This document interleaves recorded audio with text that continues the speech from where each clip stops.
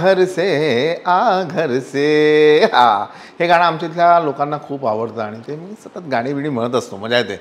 आणि by the way master रेसिपीजमध्ये सगळ्यांचं मनापासून स्वागत. मला आत्ता ना एक कोकणातून आंब्याचा मावा आला आहे. पल्लवी एंटरप्राइजेस यांनी तो पाठवलेला आहे. आणि हा मावा म्हणजे कसं की आपला खवा असतो, खव्याला आपण मावा म्हणतो. हा फ्रीजमध्ये न ठेवता बाहेरसुद्धा बराच काळ टिकतो. आणि आयत्या वेळी जर तुम्हाला मँगो शेक करायचं असेल तर हा कामी येऊ शकते. गंमत कसं असतं की आपण मँगो पल्पचं सुद्धा बनवू शकतो मँगो शेक, पण त्याच्यात काय होतं की बाबा तो पल्पचा डब्बा काढला तर मग तो वापरावा लागतो, नाही तर फ्रीजमध्ये ठेवा, फ्रीजमध्ये जागा अडून बसते. याच्यात तसं नाही आहे. चला सुरुवात करू. साधा सरळ सोपा माव्यापासून तयार केलेला मँगो शेक. हा मँगो हापूस आंबा मावा, घटक हापूस आंबा, रस, साखर एवढंच आहे. आणि पल्लवी एंटरप्राइज यांचे डिटेल्स मी तुम्हाला देतो.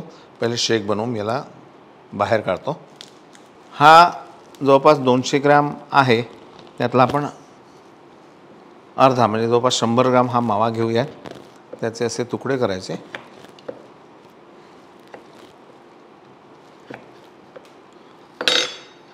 साखर याला घालायचीच नाही आहे. यानंतर मिल्क पावडर साधारण यामध्ये 2 चमचे आपण घालूयात आणि 1 पाव चमचा मीठ. उन्हाळ्याचे दिवस आहेत आणि उन्हाळ्याच्या दिवसात आपण शेक वगैरे बनवून पितो. आणि शेक म्हटलं की दूध आलं. मग आपण काय करतो की शेक थंड व्हायला त्यामध्ये बर्फ टाकतो, मग ते शेक होतं पानसट. त्यापेक्षा काय करायचं की हे दुधाचं पाकिट डायरेक्ट डिफ्रीजमध्ये ठेवायचं आणि बर्फ नाही, त्याच्याऐवजी हे पाकिटच म्हणजे बर्फ झालेलं दूध घालायचं. तुमचं शेक अप्रतिम होईल. छोटीशी टीप आहे, लक्षात ठेवा.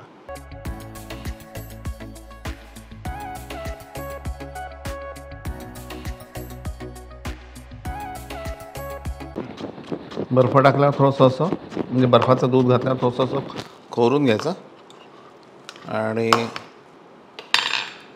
नंतर शेक बनवायचा.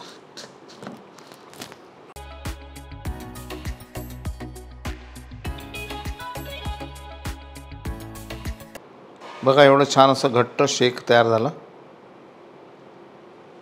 आणि वर गार्निशिंगला याचेच असे आपण छोटे छोटे लांब लांब तुकडे काढायचे.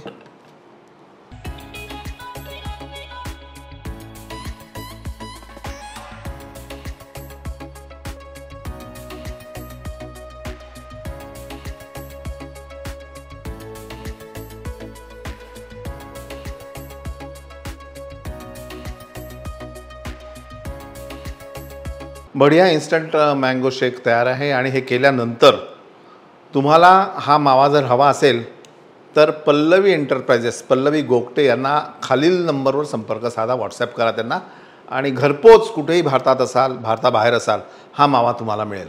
नमस्कार. पाहत राहा मास्टर रेसिपीज. लाईक करा, सबस्क्राईब करा आणि शेअर करा.